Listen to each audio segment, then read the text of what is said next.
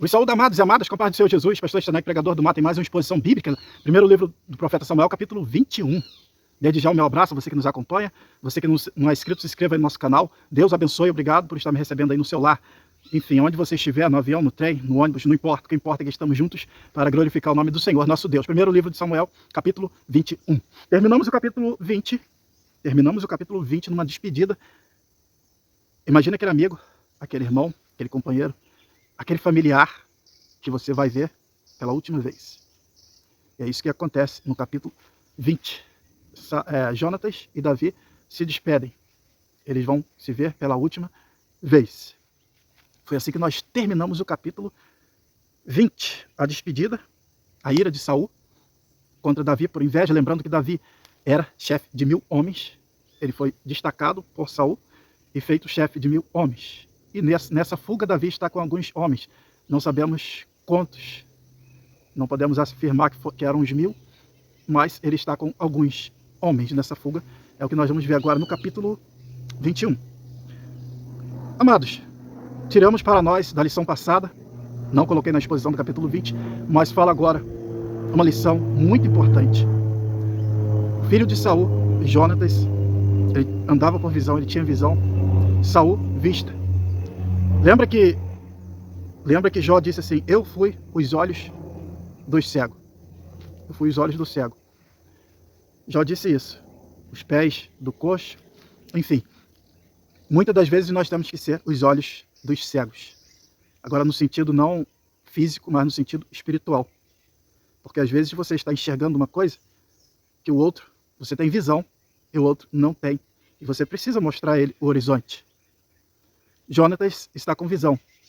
Ele está vendo o futuro. E no futuro, Davi já é rei. Só que seu pai persegue Davi com a sede pelo poder que cega o homem. A Bíblia diz que nessa cobiça, atrás de dinheiro, de riquezas, muitos homens se transpassaram a si mesmos com grandes dores. A sede de Saul é essa. E ele quer que o filho atenda o seu orgulho. Amados, essa é a lição. Nossos filhos não vão atender o nosso orgulho. Você é rei e quer que o seu filho seja rei. Não vai atender. Não tem que atender o seu orgulho, o nosso orgulho. Não vão atender. Se prepare para a decepção. Se prepare para a decepção. Seremos decepcionados com nossos filhos, assim como nós decepcionamos a Deus. Nós vemos muitos casos de pais que querem impor o que seu filho deve ser, o futuro do filho. Ele não vai atender o seu orgulho. Nosso papel como pais é orar, entregar na mão de Deus, claro, incentivar, dar estudos, fazer a nossa parte. Mas por imposição, você está no caminho errado, como Saul estava, querendo impor ao seu filho o reino. Ele já via Davi rei. E às vezes atrapalhamos o projeto de Deus. O que Deus quer para o seu filho? Quem é o dono do seu filho? É você ou é Deus? Às vezes Deus quer para ele uma coisa que você não quer, você jamais pensou, e trabalha para ele atender o seu orgulho. Não. Nosso papel é orar, entregar nas mãos de Deus. Volto a repetir, não deixar de fazer a nossa parte, mas nossos filhos não atenderão o nosso orgulho. Espero que você não esteja nessa situação. Por isso, Davi tinha 1000 homens. Vamos ver aqui no capítulo 18. Capítulo 18, versículo 13. Por isso Saul desviou de si, tá, de perto de mim, e o pôs por capitão de 1000 homens. E saía, entrava diante do povo. Davi saía, entrava diante do povo, capitão de 1000 homens. E agora nessa fuga, alguns desses homens estão com ele. Não sabemos quantos. 21:1. Veio Davi a Nob. Nob era uma comunidade dos sacerdotes, onde habitavam os sacerdotes, onde foi reinstalado a tenda da congregação. Se nós voltarmos lá atrás, vamos ver que Siló era o local da tenda da congregação, onde o povo levava as ofertas, onde estava estendido o tabernáculo do Senhor. E Siló foi destruído literalmente pelos filisteus, eles tacaram fogo, destruíram o local, e agora um novo local, onde fica os sacerdotes, onde fica o tabernáculo. E agora nós estamos em Nob, e lá está como sumo sacerdote o Aimeleque, bisneto de Eli. Lembra? Isso aí me dificulta mais ainda. Eu tenho falado nas minhas exposições, isso aí me dificulta mais ainda afirmar que o profeta Samuel era sacerdote. Olha a linhagem de sacerdote que está atuando. Ainda é a família de Eli. O último, ou não sei se posso dizer que foi o último, mas o último que vai aparecer assim na Bíblia, ele vai ser o sacerdote Abiatar. Ele vai ser expulso por Salomão. Salomão vai dizer: eu não vou te matar porque você serviu os meus pais, meu pai Davi, e bem, mas caça teu rumo. Isolou ele. Então aqui nós vamos ver a história, continua a história da família de Eli. Continua. E nesse capítulo aqui nós vamos dar início a um baque que vai se cumprir a profecia. É nesse capítulo mais para frente que nós vamos ver a profecia contra a casa de Eli. E quando Davi chega lá, o Aimeleque, o sumo sacerdote, que agora está assumindo o posto, ele olha e vê Davi, um homem famoso, genro do rei, chegando, se aproximando, e a Bíblia diz que ele fica tremendo. As pernas tremem. Eu não vou entrar no mérito do porquê, mas Israel está em pé de guerra. Saul não é um rei pacificador. Certamente nós temos vários montins, divisões. Lembra que quando Samuel foi lá ungir Davi, lá onde Davi morava, o povo da cidade também saíram com medo, os líderes da cidade. E agora Davi vem sozinho, um homem famoso, chefe de 1000 homens, aclamado pelo povo. Ele vem sozinho até o sacerdote. O sacerdote diz a palavra que vai sair tremendo ao encontro de Davi. Versículo 2. A mentira de Davi. Davi usa o nome do rei como um pretexto para ele conseguir o que queria. Ele fala em nome do rei. Eu já vi muito isso. As pessoas usarem o nome de um líder para poder se beneficiar. E Davi chega com essa mentira, que certamente vai colar porque ele é o genro do rei, ele é o chefe de 1000, ele é um nobre. Então ele chega com a mentira. E essa mentira, amados, ela vai causar uma desgraça. Vai causar uma desgraça, que nós vamos ver aqui mais para frente. Vai causar uma tragédia. O texto não diz o que ele falou, em nome do rei, mas ele vai pedir pão. Aí vamos ver lá na frente também a mentira de Geazi, o moço do profeta Eliseu, vai causar também uma desgraça para ele e para suas gerações posteriores. Ele vai ficar leproso por causa de uma mentira e as suas gerações posteriores. Ele vai em nome do profeta. Ele vai usar o nome do profeta Eliseu para pedir Naamã. Pouca coisa. Foi muita coisa não. É bom pontuarmos que todos nós somos mentirosos. Eu sou mentiroso, você é mentiroso. É você mesmo. Você é mentirosa. Que isso, pastor? Está estendendo o dedo? Não. A Bíblia diz que aquele que diz que não tem pecado faz-se mentiroso. E mentir é pecado, é transgressão. Mas está escrito lá: não dirás falso testemunho. É transgressão. Mas todos nós somos mentirosos. O processo de santificação não consiste em você deixar de pecar, ou seja, deixar de mentir. Não. Nós sempre vamos mentir. Sempre vamos mentir. Mas Davi não mentiu para prejudicar ninguém, para se promover. Não. Isso vai acontecer porque Doeg estava lá. E Doeg vai contar uma outra versão, vai mentir também, vai acrescentar para realmente prejudicar Davi e se promover. Todos nós somos mentirosos, mas o processo de santificação não consiste em deixar de pecar. Você sempre vai ser mentiroso, mentirosa. Mas, se vivermos nessa prática, nós vamos mentir, vamos nos entristecer, pedir perdão a Deus, Ele vai nos perdoar e vida que segue. Porque o que é nascido de Deus pode até pecar, pode mentir, mas permanecer, viver na prática, aí entra uma dúvida se realmente você é nascido de Deus. E quem é nascido de Deus não vive na prática do pecado. Uma vez ou outra, vamos mentir. Agora, viver mentindo, para se promover, para prejudicar o próximo, aí não. Aí não. Aí a Bíblia diz, Deus não terá culpado por inocente. Às vezes, humanamente, e Deus deixa nós sermos humanos, surge a tal necessidade, entre aspas, de mentir. Nós vamos mentir. Mas agora, viver nessa prática, aí não. Viver mentindo. Quem é o pai da mentira? Você sabe, né? Quem é o pai da mentira. E a mentira pode causar isso aqui. Quando você mente para prejudicar, para se promover, aí pode causar uma desgraça dessa. Davi está fugindo, está em fuga do rei já há alguns dias. Ele chega lá em nome do rei. Mas não foi para prejudicar a ninguém.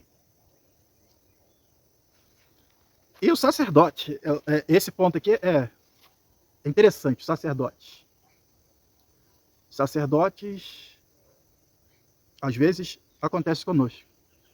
Nós somos vistos como as pessoas que somos obrigados a suprir a necessidade dos outros. Eu não vou fazer aqui uma comparação com Davi. Davi, naquele momento, ele teve necessidade de pão, mas não era um necessitado. Mas tem gente que se põe como necessitado, cria para si um ministério. Outro dia eu fui com as minhas 2 filhas minhas, passei na Central do Brasil. Antes de entrar ali na estação, é um lugar bem amplo, passa por baixo do relógio, vai para o outro lado.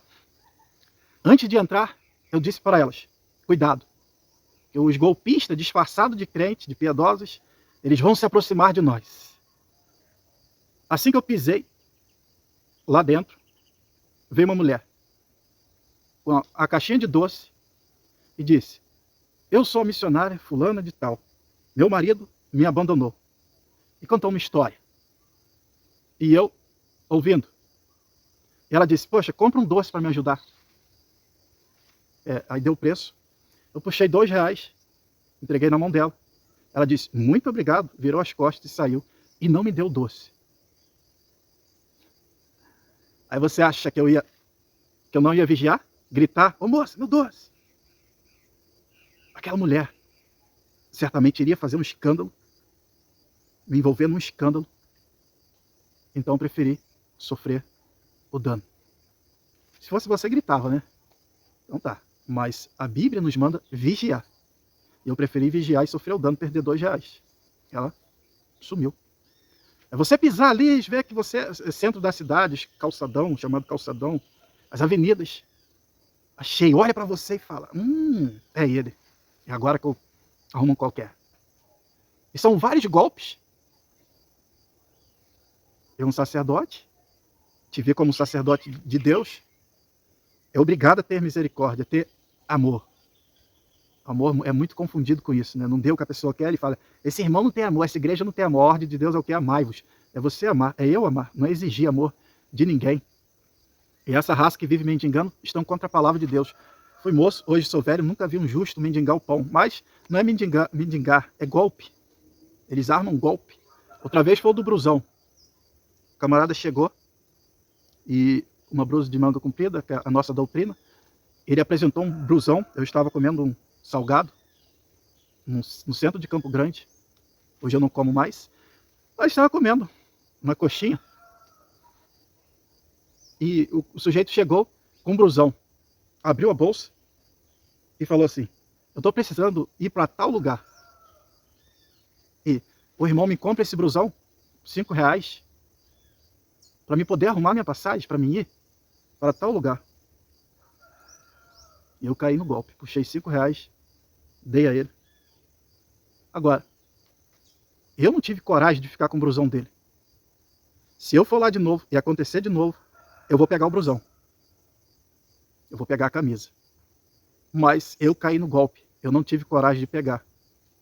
Outro também não vai ter coragem de pegar a camisa dele por causa de dinheiro para uma passagem. São os golpes.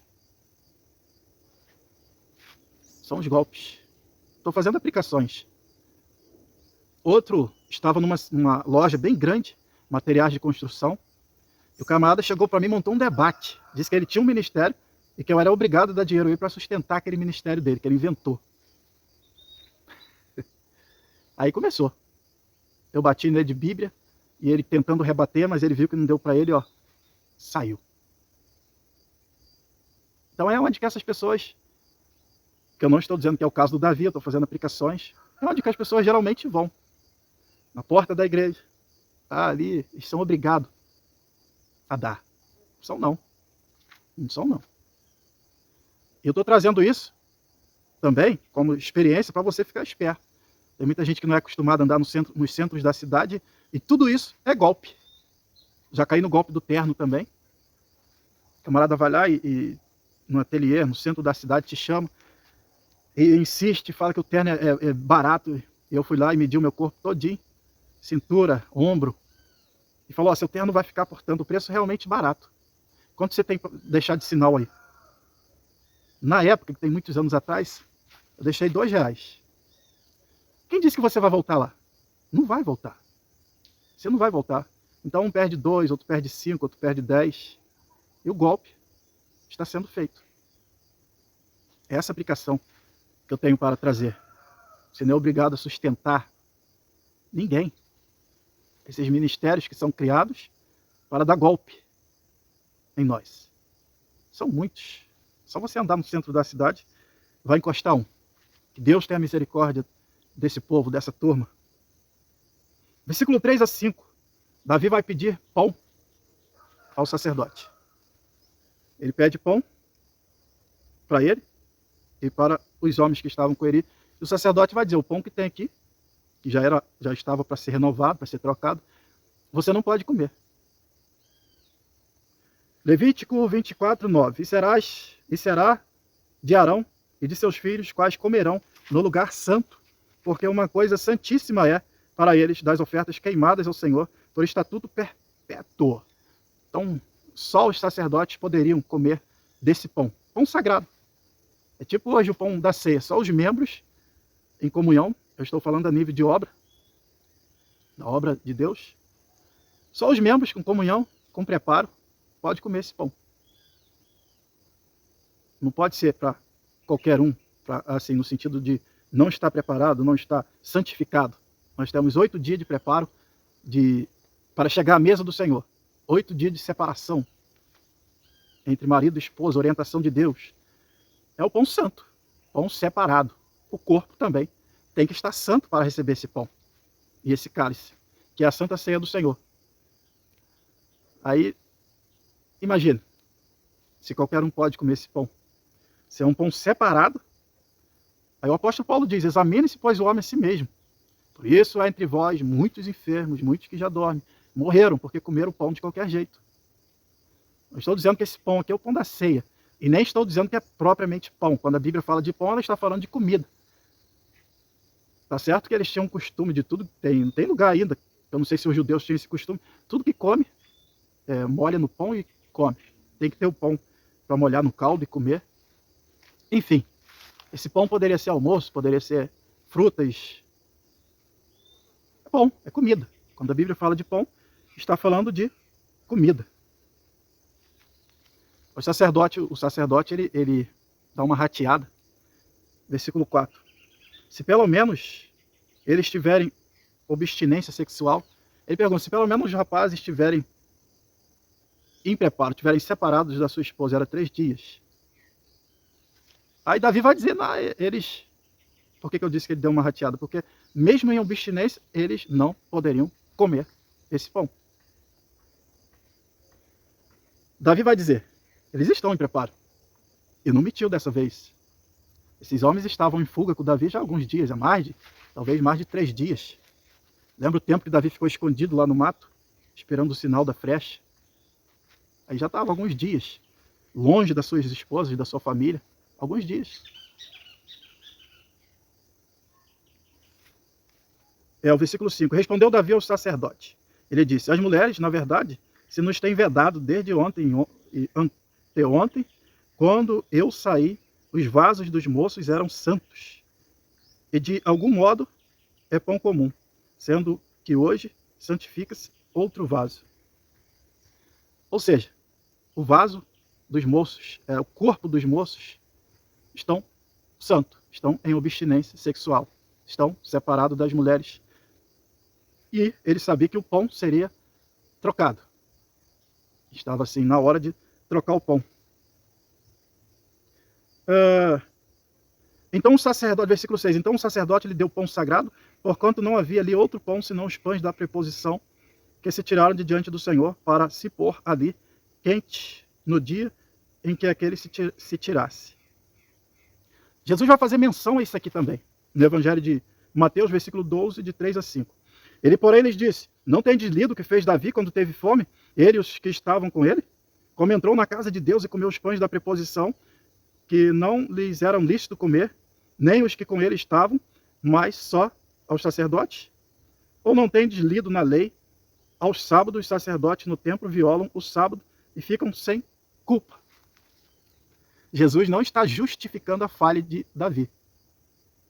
Ele está dizendo que não houve punição de Deus. Não houve punição, cobrança de Deus. Deus não teve isso como pecado, como transgressão, não puniu, não cobrou a Davi e nem os seus homens por esse fato. Mas continuou não podendo comer o pão. Aquilo ali não virou uma regra, que agora todo mundo que tivesse fome podia ir lá e comer o pão. Não. Continuou não podendo comer o pão sagrado. Versículo 7. Estava, porém, ali naquele dia, um dos criados de Saul, detido perante o Senhor, e era o seu nome Doeg, Idomeu, o mais poderoso dos pastores de Saul. Um homem estrangeiro que está entre os pastores de Saul, o maior, o famoso Doeg. Estava ali, detido. Detido não quer dizer que o homem estava preso. Não. Quais as possibilidades dele estar ali? A Bíblia não diz por que ele estava ali. Mas poderia ser por pagar um voto. Poderia estar ali pagando um voto ao Senhor. Poderia Doeg estar ali diagnosticando uma enfermidade, como foi sugerido pela novelinha que fizeram aí há poucos anos atrás, que ele era um leproso. A Bíblia não diz isso, não podemos afirmar. Mas os sacerdotes, eles tinham essa função de diagnosticar enfermidades. Por isso que Jesus, quando ele cura os 10 leprosos, ele manda ir ao sacerdote. Vai, se apresente ao sacerdote. E certamente pelo meio do caminho a lepra foi saindo e eles chegaram lá já curados. Era só para constatar de que eles já não eram mais leprosos. Então Doeg está ali detido perante o Senhor. Talvez por um voto, talvez por um diagnóstico de uma enfermidade. Na época não tinha raio-x, não tinha tomografia. Nada disso. Devia levar muitos estudos, pesquisas, para poder diagnosticar uma enfermidade. Como hoje. Tivemos casos aí de pessoas que ficam internadas 10 dias, como eu já fiquei, e não sai o diagnóstico. O médico não consegue. São baterias de exames e não consegue diagnosticar, às vezes depois de muito tempo. Então, os sacerdotes, na época, tinham essa função de médico. Para vocês verem como que era grande a responsabilidade de um sacerdote. Então, são possibilidades. Ninguém está afirmando nada. Estamos trazendo duas possibilidades. Chefe dos pastores de Saul e um grande fofoqueiro. Estava ali. Um grande fofoqueiro que fazia fofoca para se promover. Olha só. Isso vai acontecer no capítulo 22. Eu quero apresentar isso aqui para você ver o tipo de gente que Saul gostava, que andava ao seu lado. Por isso que eu vou apresentar esse texto.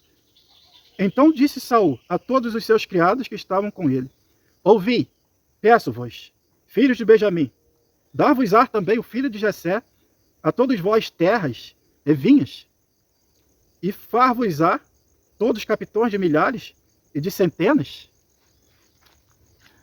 Saul é esse camarada, que você leva uma fofoca para ele e vai ser promovido.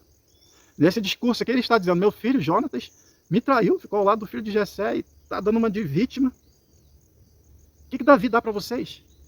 Eu dou vinha, dou terras, faço de vocês capitões de milhares, de centenas de homens. E Doeg está escutando isso aqui. Aí levanta a mão. Ó rei! Isso aí vamos ver no capítulo 22. Eu estou só pontuando aqui as pessoas que cercam Saul. E esse camarada estava lá nesse dia em que Davi pega o pão. Certamente Davi sabia que esse camarada era fofoqueiro. Versículo 22. Versículo 22. Mas antes do versículo 22, vamos pontuar que a gente falou de fofoqueiro, eu não posso deixar isso aqui escapar.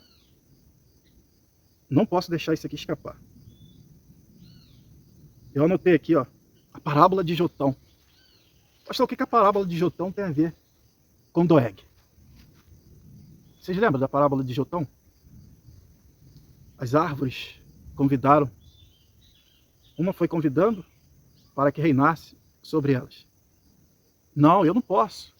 Eu tenho minhas ocupações. Uma disse: eu dou a vide, eu dou o fruto que agrada os homens e a Deus. E até que viraram para o espinheiro.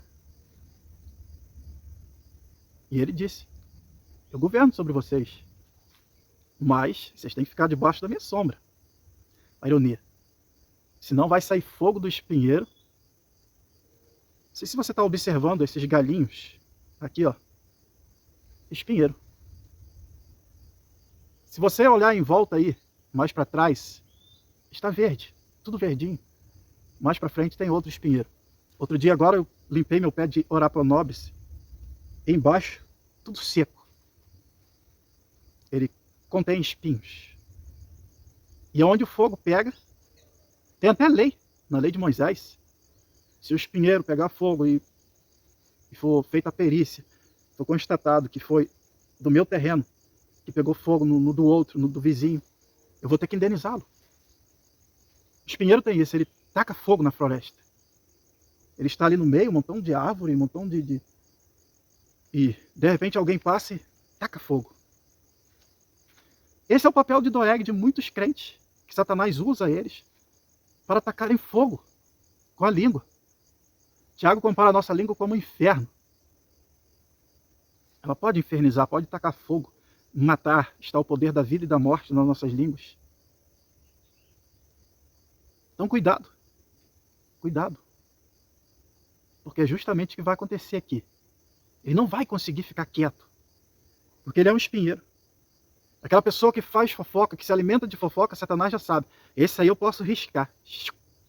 Risco o palito, daqui a pouco a floresta. E, espiritualmente eu estou falando, não são as árvores, são o povo de Deus. Está pegando fogo, queimando árvore frutífera. Você vai ver a desgraça que a língua desse camarada vai causar aqui para frente.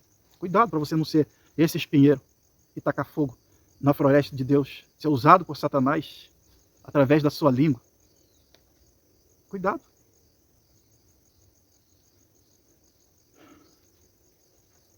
No capítulo 22 nós vamos ver o que vai causar a língua desse homem. Estava lá. Você está em muitos lugares e vê muitas coisas. Tem muito crente que vai para o culto. E o prazer dele não é se alimentar de Deus. Vai para o culto e observa tudo. No outro dia, ele pega aqueles crentes que não vai para a igreja, já não está indo, e taca fogo. Ainda bem que você não foi. Enfim, cuidado. Cuidado que a Bíblia diz que o machado está posto sobre a raiz das árvores. E essa árvore vai ser cortada.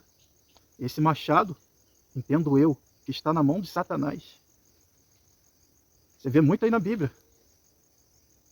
Será entregue a Satanás para a destruição da carne. Quem Deus permitiu tentar a Jó, Satanás, tocar no que ele tinha, tocar na sua saúde física? Ele é servo de Deus. Ele é servo de Deus. Está a serviço de Deus. Cuidado. Ele atenta lá, risca o fósforo, torna a árvore infrutífera, taca fogo nela, seca, e depois pergunta a Deus, posso cortar?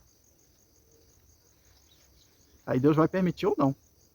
Às vezes já está seco, talvez seja o seu caso. Já está seco porque é fofoqueira.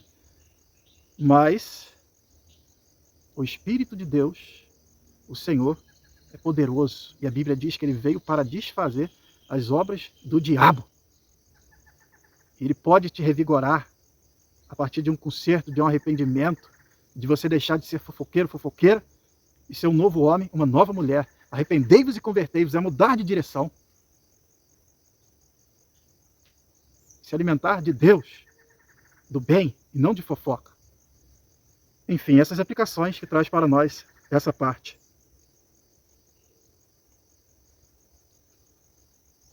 E esse camarada, ele vai ser usado por Deus.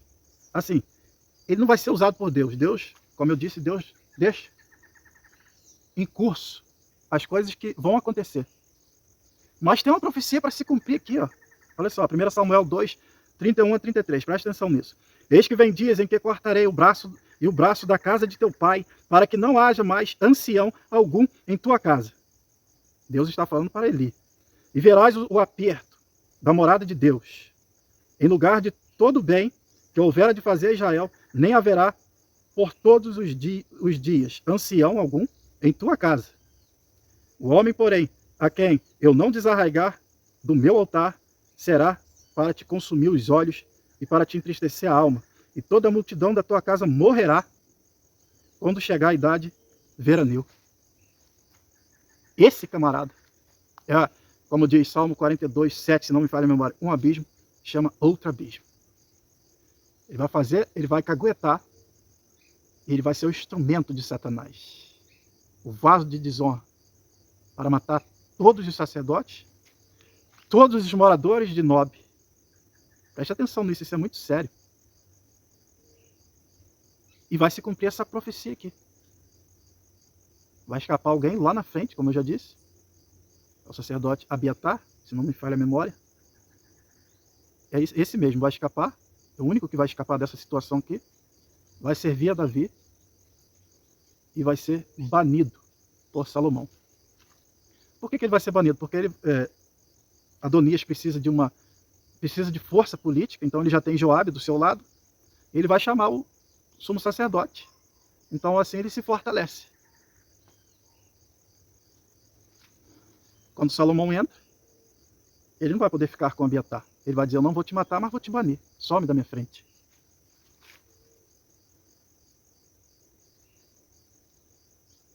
Então esse camarada aqui ele vai cumprir essa profecia.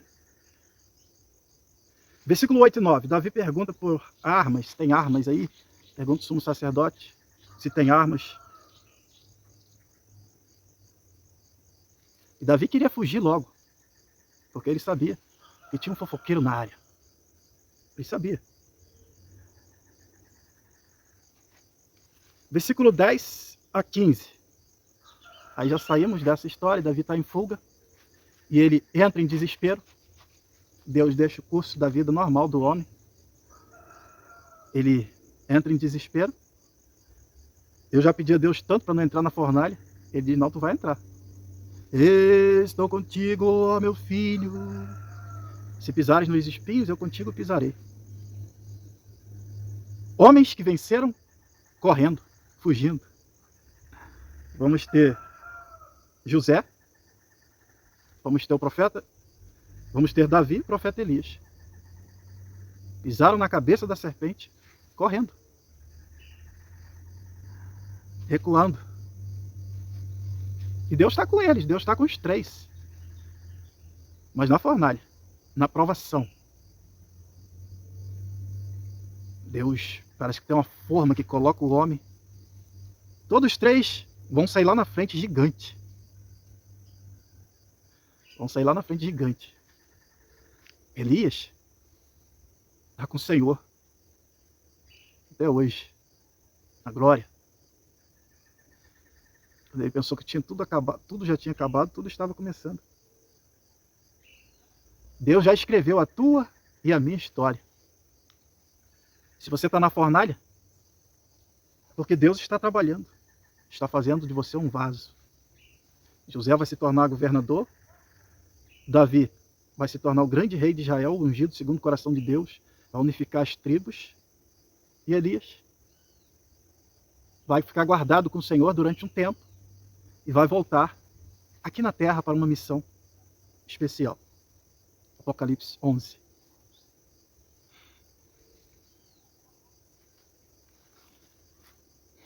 Imagina você saiu e está num lugar cercado de inimigo. Que Davi vai parar em Gate. Os filisteus, segundo nós vamos ver no texto, eram governados por 5 príncipes. Lembra que nós estudamos há pouco tempo? Os ratos, a hemorroida. E Gate era um lugar desses que participou dessa praga. Por causa da Arca da Aliança. E Davi vai parar lá. E Davi é uma figura pública. Ele ficou cercado, imagina o exército olhando Davi, enfrentando o gigante. O exército dos filisteus, convicto que o gigante ia ganhar, olhando. E Davi vai lá para o meio dos filisteus. Imagina você cercado, eu já me vi numa situação dessa. Era garoto, estava numa praça, e de repente eu fui cercado. Fizeram um círculo em volta de mim. Certamente me matariam naquele dia. Por quê? Porque eu estudava num colégio, e naquele lugar, pelo lugar que eu morava, eu era considerado alemão. Guerra de facções. Eu não tinha nada a ver com eles, mas alguém me viu e falou que eu era alemão e me cercaram. E não sei o que fariam comigo se Deus não entra. E quando eu estou naquele rolo cercado, aí vem um rapaz que não me conhecia, eu também não o conhecia. Ele lutava artes marciais, fazia parte daquele grupo, era bem respeitado, bem conceituado. E ele entrou na minha frente e falou: com esse aqui ninguém mexe. Aleluia. Aleluia. Foi ele? Foi Deus. Com esse aqui ninguém mexe. E só viu a rapaziada se recuando. Com esse ninguém mexe. Deus. Ela não me conhecia. Deus me protegendo. Deus entra com você, comigo na fornalha, para forjar em nós o caráter, para você sair lá na frente maduro, inteligente. Tudo é para o nosso bem. A partir daquele dia ninguém mais mexeu comigo. A glória de Deus. E Davi vai estar nesse lugar. Um homem popular, conhecido, vai para Gate. E não pensa que o texto dá a impressão que ele foi direto ao rei. Não foi. Não foi. Ele foi levado ao rei. Você vai ver isso aí no versículo 14 e 15, no finalzinho. Ele foi levado ao rei. É esse o rei, o Davi. E as mulheres cantavam. E certamente o discurso foi mais abrangente. Humilhou o nosso povo, matou o gigante. É esse. É ele. E a Bíblia diz que ele temeu, ele teve medo. Davi ficou com medo. E certamente morreria. O que veio na cabeça dele? Nós podemos ver como uma ideia que ele recebeu de Deus para não ser morto, porque ele não poderia ser morto. Deus não permitiria a sua morte. Ele vai imitar doido. Vai se fingir de maluco. O que eu pensei? Aí eu falando, não está na Bíblia. Mas para você imitar um maluco, você não tem que ter visto um? Imitar uma pessoa possessa. Como numa vez, os irmãos estavam na praça, uma praça pública, fazendo o evangelismo, e estava um homem lá, imitando um endemoniado. E houve aquele alvoroço. E os irmãos que estavam num grupo com o pastor, imitando um endemoniado, o pessoal vai cercando. E os irmãos do grupo perguntaram ao pastor: e aí, pastor, vamos lá orar? E ele parou e perguntou a Deus: oro ou não oro? Deus falou: não não vai orar. Ele disse para o grupo, não vamos orar. E daqui a pouco o rapaz levantou rindo. Era uma encenação. O Satanás querendo envergonhar os irmãos, mas tinha alguém de oração. Era uma encenação.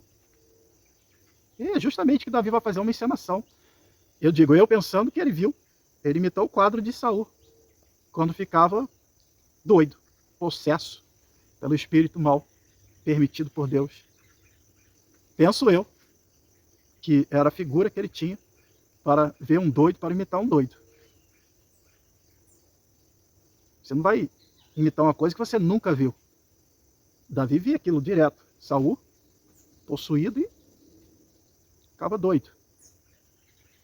Pensando que a coisa era fácil. Ficava descontrolado. E certamente é isso. No meu entendimento, é isso que Davi vai fazer. Isso aí eu falando. Então eles disseram a Aquis, não é esse que as mulheres cantavam, aquela musiquinha. Saul matou seus milhares, Davi seus 10 milhares. Enfim. Então disse Aquis aos seus criados, eis que bem vedes que este homem está louco, porque me trouxeram a mim, falta-me a mim doidos, para que trouxesse este para que fizesse doidice diante de mim? Há de entrar este na minha casa? Leve esse doido embora. Os camaradas, os súditos de Aquis, entraram numa crise. Realmente esse cara é doido, não pode ser Davi. Davi não viria aqui. Vamos soltar esse doido. Soltaram ele na cidade, foi embora. Então você entendeu o que? Ele foi levado ao rei.